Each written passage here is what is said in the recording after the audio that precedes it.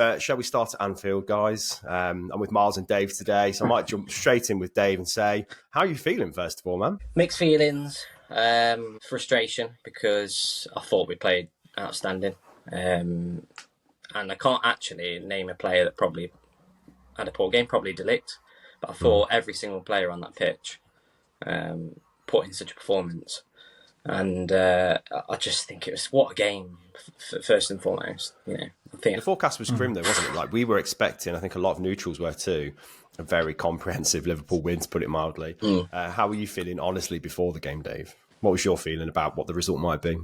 I was a little bit defeated, if I'm being honest, because I think a lot of United fans probably thought it was a foregone conclusion. And I think the atmosphere a bit before the game felt a little bit muted. I think the performance that they put in, the fans, they've taken so much energy from that. And you could see as well, I thought particularly the likes of Ugarte was, what a leader he is on the pitch. He's that performance that I think is outstanding at what he's put in there today, and just everywhere. He didn't let Liverpool's forwards get a sniff, and didn't let them any sort of time on the ball. And I think he kind of set the tone for that United midfield. And from the front, when we were looking to press in these moments, I think we were quite clever when we were pressing as well. Yeah, I mean, it's a game that could have really swung either way and could have hinged on moments, but I think it relied on maybe United digging a bit deeper, which they definitely did, and a bit of luck too. And I think all of that played part. I think in the end, a draw was probably a fair result, Miles. But as a neutral, how are you seeing this game? How did United stop Liverpool, essentially? I think it was half down to the fact that pretty much every player on the pitch for Man United had their best game of the season so far at the same time. That's kind of what it was going to take to get a result out of this, really. And then they obviously had a clear plan to attack down that left-hand side, which a lot of teams try and do against Liverpool. And I think particularly with all the speculation surrounding Trent, he had a terrible game, and it meant that Fernandes and Dalot were able to really capitalise that, and Garnacho, when he came on, I thought he had such a good impact on the game. And it's just telling that United looks so much more assured in the middle with that midfield of Ugarte and Mainu. Like, Mainu, that was the best I've seen of him this season, definitely. His engine was there again. It looked like he'd come back to some fitness and he was getting himself around the pitch really well. And as Dave mentioned, Ugarte, that's the player you need Casemiro to be. That kind of leader who will break up play, can play the right ball forward. I think it was really encouraging. So, yeah, it was a much better performance than anyone really expected. I mean, you mentioned the forecast beforehand was a bit grim for United. Well, it was weather-wise as well. It was absolutely abysmal, wasn't it? I think a lot of people thought the game was going to get called off this morning. So for it to go ahead, no expectations on United, you kind of bring everyone to the trenches at that point, and United just played a great game in that aspect. So yeah, it was a great performance.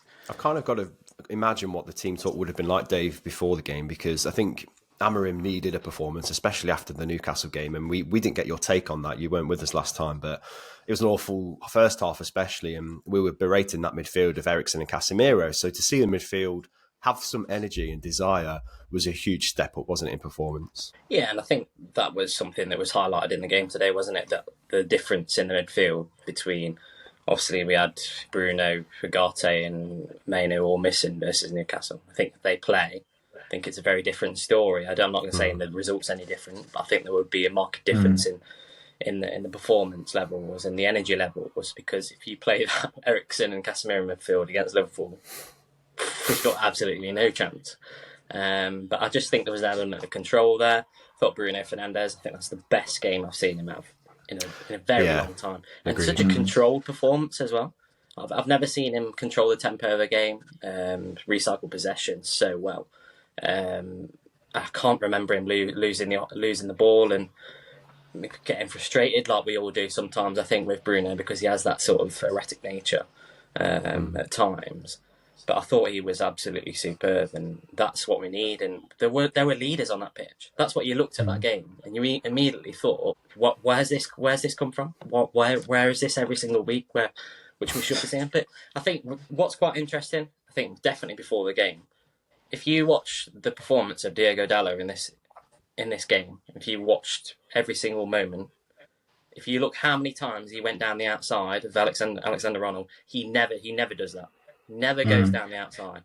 and it actually gave us so much more of an element of unpredictability. But the amount of crosses we managed to get into the box, which actually made Liverpool panic quite a little bit, especially after we scored our first goal. They were at 6s and 7s, and we looked probably for a couple of minutes more likely to score. Yeah, about 6 minutes we were ahead for. He's definitely given information to Dallo, and you could see his urgency as soon as we had the ball.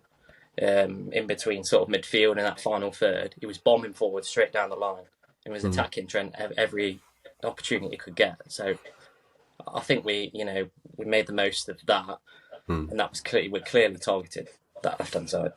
Well, Amorim made a few comments, hasn't he, since the defeat to Newcastle about lack of leaders in the team. And, there's a few comments there that were quite negative and critical, and rightly so in some ways, but they could have backfired.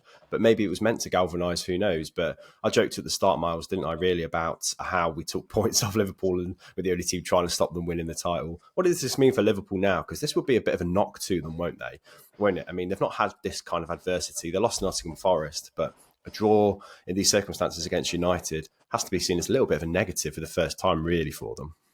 Yeah, I think if they'd lost the game, it would have felt worse. Yeah. But you could tell that it felt like there was an air of complacency about this fixture, and I wouldn't be surprised to see Slot completely address that going forward. The biggest losers of this game are Nottingham Forest, because now Liverpool have really, really taken something to that game, whereas actually Forest might have felt a bit of confidence going into it, given their previous result with them. I think for Liverpool, you have to consider the teams around them. Arsenal dropped points this weekend. Chelsea dropped points again. Man City are still miles off. This isn't necessarily a heartbreaking result for them. No. And actually, even when they went 1-0 down, you kind of sense that it was inevitable they were going to get back in the game. I think the bigger surprise was the fact that United got the second goal and that their mentality didn't drop once they'd gone behind. Like Dave mentioned, that idea of leadership, is that not exactly what we were crying out for on the pod earlier this week, Mike? We had a long conversation about that. And Liverpool, it's funny because they have such a clear leader in Van Dijk, and then a lot of the time, the other one that you see really kind of barking orders and helping their team move forward is Robertson and Trent. And the two of them, they looked really isolated in this game. And I think they just need to address the situation around those players like quite soon. There's a lot of speculation about fullbacks that Liverpool are being linked with on both sides.